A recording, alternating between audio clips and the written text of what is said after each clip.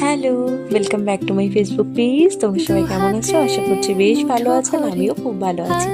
So guys, আজকে আমি তোমাদের সাথে শেয়ার করব যখন আমার পিজিতে রুমমেট না থাকে আর আমাকে একার জন্য রান্না করতে হয়। তো সেই সময় আমি কি কি রান্না করি। অনেক সময় আমি বাইরে থেকে খেয়ে নিই, বাট আজকে ইচ্ছা করছিল যে একটুখানি কিছু বানাই। আর সমস্ত রকমের সবজি ছিল আমার পিজির মধ্যে, কারণ বাবা কালকে দিয়ে গেছিলো। তো ভাবলাম সমস্ত কিছু নষ্ট হয়ে যাবে যদি না রান্না করি।